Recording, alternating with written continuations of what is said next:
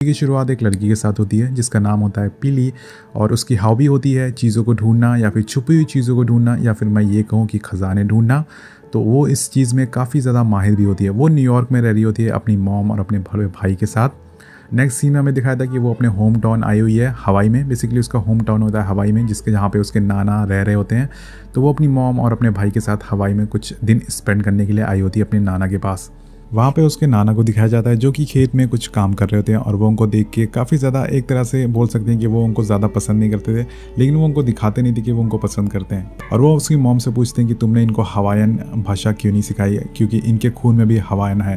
Basic हवाई में रहते थे हमेशा से और वो अपनी ज़मीन और अपने जो वहाँ के लोग हैं उनसे काफ़ी ज़्यादा जुड़े हुए थे। वो वहाँ को छोड़ के नहीं जाना चाहते थे। देखो वहाँ पे एक कबाड़ ट्रक दिखता है जिसमें कि वो काफ़ी ज़्यादा उसके अंदर क्यूरोसिटी बढ़ जाती है कि इस ट्रक में क्या होगा। और जैसे कि हम जानते हैं कि पीली की हॉबी है नई चीज़ों को ढूंढना और छुपी हुई चीज़ों को ढूंढना, तो वो इस ट्रक में भी जाती है। वहाँ पे उसको काफ़ी ज़्यादा फ़ोटोज़ वगैरह मिलती है। वहाँ पे इसको एक डायरी भी मिलती है और ये डायरी काफ़ी ज़्यादा स्पेशल होती है।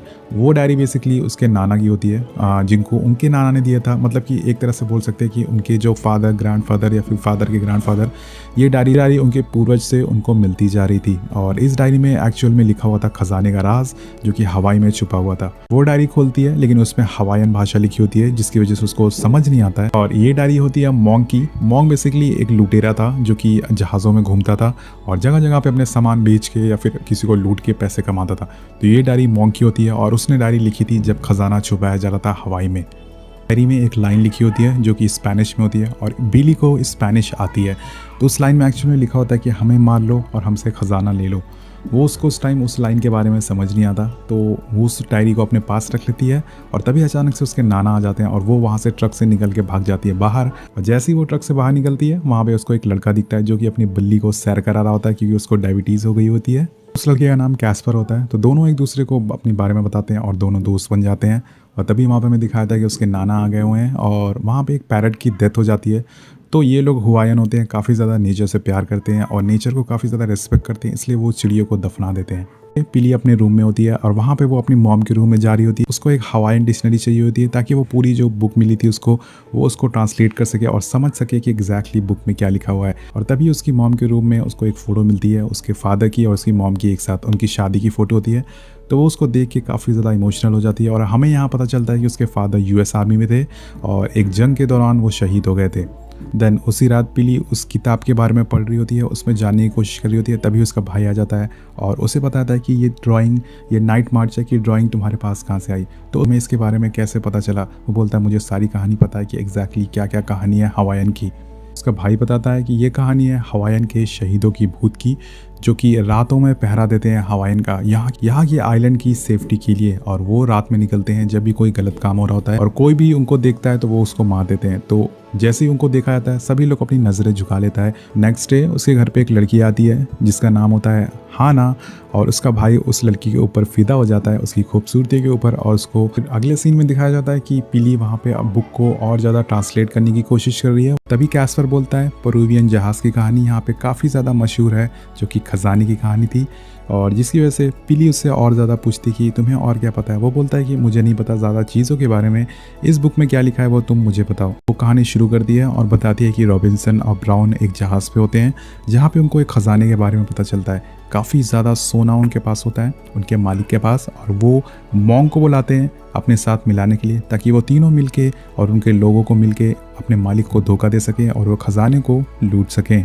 नेक्स्ट सीन में हमें दिखाया जाता है कि उन्होंने पेरुवियन जहाज़ को पूरी तरह से तबाह कर दिया है और उस खजाने को लेके एक हवाईयन के आइलैंड पे आ गए हैं। प्लानिंग करते हैं कि खजाने को यहीं छुपा देंगे और हम नए जहाज़ से यहाँ से निकल जाएंगे और जब भी हमें खजाने की ज़रूरत होगी यहाँ पे आके हम खजाना ले जाएंगे। आगे की कहानी सुनाता है। वो बताता है कि रॉबिन्सन और ब्राउन खजाने को यहीं छोड़ के इंग्लैंड वापस रवाना हो गए, लेकिन उनके साथ एक दुर्घटना हो गई रास्ते में जिसकी वजह से उनका जहाज़ जल गया और पानी में डूब गया। वहीं पे दोनों की मौत हो गई। देन अगेन मंक्स को पता नहीं किसी ने बहुत ही बुरी तरह से मारा था जिसकी वजह से वो रेगिस्तान में लेटता हुआ पानी के लिए बुला रहा था। और तभी वहाँ पे एक बूढ़े हवाईयन पति पत्नी उसको मिलते हैं और उसको पानी देते हैं। उनकी मदद के लिए मॉन्क्स अपनी एक डायरी दे देता है और ये वही डायरी होती है जो कि पीली के पास होती है। तो एग्जैक्टली पीली के जो ग्रैंडफादर होते हैं वो इस डायरी को ले लेते हैं और उनकी जो सारी नस्ल होती है वो इस डायरी को एक दूसरे को ट्रांसफ़र करती जाती है। तो नेक्स्ट सीन में पिली अपने नाना के साथ एक दूसरे आइलैंड पे जाती है। वहाँ पे उसके नाना उसको एक लॉकेट दिखाते हैं और बताते हैं कि इस लॉकेट को ध्यान से देखो तो तुम्हें एक आइलैंड का नक्शा दिखेगा, और इस लॉकेट को दूरबीन की तरह यूज़ करने से उसमें एक नक्शा दिखता है और उसको पता चलता है कि मॉन्क ने खजाना यहीं छुपाया था। देन तभी वो ऊपर जाके देखने की कोशिश करती है और वहाँ पे उसके नाना की हादसा हो जाता है और उसके नाना अचानक से गिर जाते हैं पहाड़ से, जिसकी वजह से उनको काफ़ी ज़्यादा चोट लग जाती है। उसको लेके फटाफट हॉस्पिटल जाती है और नेक्स्ट डे वो काफ़ी ज़्यादा रो रही होती है। वो सोच रही होती है कि मेरी वजह से नाना को काफ़ी ज़्यादा चोट लगी है, उनकी काफ़ी ज़्यादा तबीयत ख़राब हो गई है। उसकी मॉम उसके नाना को लेके हॉस्पिटल में होती है और उन दोनों को और पिली को और उसके भाई को घर भेज देती है। लेकिन पिली काफ़ी ज़्यादा एक्साइटेड होती है खजाने को लेके, इसलिए वो कैस्पर के साथ अकेले ही निकल पड़ती है खजाने को ढूंढने के लिए उस आइलैंड पे।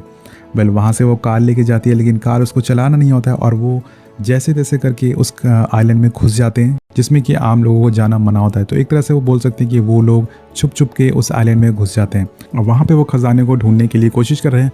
तभी वहाँ पे एक गार्ड आ जाता है जो कि उन दोनों से पूछता है कि तुम दोनों यहाँ पे क्या कर रहे हो। बेसिकली ये जो गार्ड होता है वो कैस्पर का दोस्त होता है और वहाँ पे देन वो दोनों खजाने को ढूंढते ढूंढते एक गुफा में पहुँच जाते हैं जहाँ पे काफ़ी अंधेरा होता है और वहाँ पे वो अचानक से गिर जाते हैं नीचे एक होल में। वहाँ पे उनको काफ़ी ज़्यादा डेड बॉडीज़ मिलती हैं और उन डेड बॉडीज़ बेसिकली वो लुटेरों की होती है जो कि खजाना लेके आए होते हैं। तो उनको समझ में आ जाता है कि खजाना सच में यहीं पे कहीं छुपाया हुआ है। और दूसरी तरफ दिखा जाता है उसका भाई ई और उसके साथ हाना, वो दोनों उन दोनों को ढूंढते हुए आते हैं और तभी जैसे उनको वहाँ पे देखते हैं और उनको एक गुफ़ा मिल जाती है और हाना बताती है कि ये गुफ़ा बहुत ही प्योर होती है, हमें इसके अंदर जाना नहीं है क्योंकि यहाँ पे हवाइन की डेड बॉडीज़ रखा जाता है, जिसकी वजह से वो इसकी हिफाजत करते हैं। उसका भाई उसको जैसे भी मना के उस गुफ़ा में ले जाता है। वहाँ पे भाई को कैस्पर और पिली मिल जाते हैं। वो उनको आवाज़ लगाते हैं गुफ़ा के अंदर से, लेकिन उनका हाथ पकड़ के बाहर निकालने ही वाले होते हैं कि अचानक से उनका पैर फिसल जाता है। वो चारों उस गुफ़ा के अंदर एक गड्ढे में चले जाते हैं। वहाँ पे जो सारे रास्ते थे वो बंद हो चुके थे और वो उस गुफा में फंस चुके थे। उसका भाई कैस्पर बोलता है कि पिली तुम इस बुक से पढ़ के बताओ कि एक्चुअली में बाहर निकलने का रास्ता कहाँ पे है। पिली जो होती है वो खजाने को ढूंढने में काफ़ी ज़्यादा एक्साइटेड होती है। वो उसको बाहर नहीं निकलना होता है, उसको खजाना ढूंढना होता है। देन वो दोनों उस बुक को पढ़ते हैं और खजाने के बारे में ढूंढने लग जाते हैं और तभी उनको एक रास्ता दिखता है जहाँ पे बहुत ही पतला रास्ता होता है और बहुत ही ज़्यादा नुकीले कीले लगी होती है, बेसिकली नुकीले पत्थरें लगी होती है। वो लोग उस पत्थरों को पार करते हैं। तभी वहाँ पे पिली के भाई को एक स्पाइडर काट लेता है, जिसकी वजह से काफ़ी ज़्यादा उसको दर्द होता है, लेकिन वो अपने भाई उसके बारे में किसी को नहीं बताता। देन अगेन वो आगे बढ़ते हैं। वहाँ पे उनको एक काफ़ी बड़ा ब्रिज मिलता है जिसके नीचे काफ़ी दहकता हुआ लावा रहता है। वो ब्रिज काफ़ी ज़्यादा पुराना था जिसकी वजह से काफ़ी ज़्यादा कमज़ोर हो गया था। तो वो दोनों डिसाइड करते हैं, वो सभी लोग डिसाइड करते हैं कि उस ब्रिज को क्रॉस करेंगे, लेकिन जैसे ही उस ब्रिज को छूते हैं वो ब्रिज टूट जाता है और वो दोनों दूसरा रास्ता ढूंढने लगते हैं चारों लोग। तभी वहाँ पे उनको एक दूसरा रास्ता भी मिल जाता है। वो जैसे ही उस रास्ते को क्रॉस करते हैं तो वहाँ पे उनको एक पानी भरा हुआ लेक मिलता है। बेसिकली इस लेक के अंदर एक टनल होता है, तो वो डिसाइड करते हैं कि इस लेक के अंदर जाएंगे, टनल को पार करेंगे और क्या पता हमें बाहर का रास्ता। यहाँ पे हमें पता चलता है कि जो हाना होती है उसको पानी से काफ़ी ज़्यादा डर लग रहा होता है, ऊंचाइयों से काफ़ी ज़्यादा डर लग रहा होता है। तो वो जैसे भी करके उसको मना लेते हैं और वो सभी लोग पानी के अंदर से टनल से जाके दूसरी तरफ निकलते हैं। वहाँ पे उनको एक काफ़ी बड़ा झरना दिखता है और उनको पता चल जाता है कि मॉन्क ने यहाँ पे आके खजाना छुपाया था। वहाँ पे उनको एक काफ़ी अजीब सी चीज़ दिखती है जहाँ पे 3 पत्थर लटके होते हैं और ये एग्जैक्टली वैसी होती है जैसी उन्होंने बुक में देखी थी। बेसिकली उनकी बुक उसी चक्कर में खो गई थी, जिसके पास उनकी बुक नहीं थी, तो उनको एक पिक्चर याद होती है बुक की और वो एग्जैक्टली पिक्चर यही थी।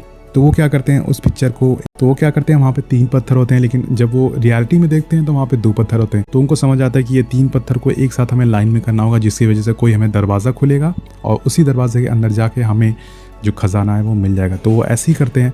वो तीनों एक रस्सी पकड़ के लटक जाते हैं और वहाँ पे तभी वो जो तीनों पत्थर होते हैं और तभी वो तीनों पत्थर एक साथ लाइन में आ जाते हैं और दरवाज़ा खुल जाता है और वो फाइनली खजाने के पास पहुँच जाते हैं।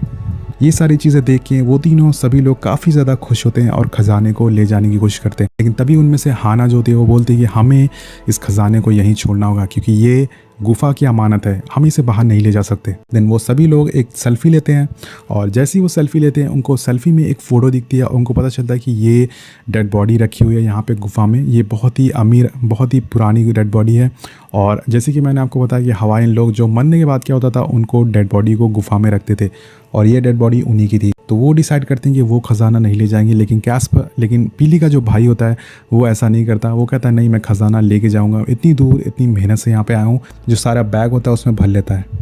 उनको पता चलता है कि मॉन्क के जो दो साथी थे जिन्होंने मॉन्क को कन्विंस किया था खजाना चोरी करने के लिए, वो तीनों जब इसमें आए थे तो सभी के बीच में आपस में लड़ाई हो गई थी लालच की वजह से, जिन्होंने एक दूसरे को मार दिया और लास्ट में मॉन्क बच गया। वो सभी लोग एक दूसरे का मार ही रहे होते हैं। तभी पीछे से हवाइन के जो भूत होते हैं वो जाग जाते हैं, हवाइन के जो घोस्ट होते हैं जो कि इस आइलैंड की रक्षा कर रहे होते हैं, और तभी वो भागते भागते एक घर में पहुँचते हैं जंगल के एक घर में पहुँचते हैं। वहाँ पे पिली क्या करती है, जो उसके भाई से खजाना होता है वो वापस ले लेती है और उनको वापस करने की कोशिश करती है। वो सारे खजानों को सामने रख देती है। तभी हमें दिखाया जाता है कि जो सारे हवाइन के घोस्ट हैं, जो हवाइन के भूत हैं, वो आ चुके हैं अपना खजाना वापस लेने के लिए। और वो वहाँ पे देखते हैं कि उनके जो फादर हैं वो हवाइन के घोस्ट के लीडर होते हैं। तो वो ये देख के काफ़ी ज़्यादा शॉक हो जाती है और वो उनसे मिलते हैं, काफ़ी ज़्यादा रोने लग जाते हैं, काफ़ी ज़्यादा इमोशनल हो जाते हैं एक दूसरे को देख के, और वो अपना खजाना लेके वापस हवाइन के घोस्ट पानी के अंदर, समुंदर के अंदर चले जाते हैं। देन अगेन हमें पता चलता है कि सभी लोगों ने खजाना वापस कर दिया और वो जो घोस्ट थे वो खजाने की रक्षा करते थे। देन पिली बताती है कि उसके जो नाना होते हैं उनको भी पता होता है खजाने के बारे में, लेकिन वो किसी को भी नहीं बताते। वो चाहते थे कि खजाने के बारे में किसी को पता ना चले, और उन्होंने खजाना एक्चुअल में छुपा के रखा था, और एक्चुअल में उन्होंने खजाने को ढूंढना और ज़्यादा मुश्किल कर दिया था ताकि लोग वहाँ तक पहुँच ना पाए, और हवाइन की जो ब्यूटी है, हवाइन की जो नेचर ब्यूटी है वो बरकरार बनी रह सके। देन अगेन सभी लोग हवाइन में वापस आते हैं। देन अगेन सभी लोग अपने घर वापस आते हैं और यहाँ पे मूवी ख़त्म हो जाती है। मूवी काफ़ी ज़्यादा एक नॉर्मल सी थी तो मूवी काफ़ी ज़्यादा अच्छी लगा। मिलते हैं आपसे अगली वीडियो में एक नई स्टोरी के साथ। Peace out.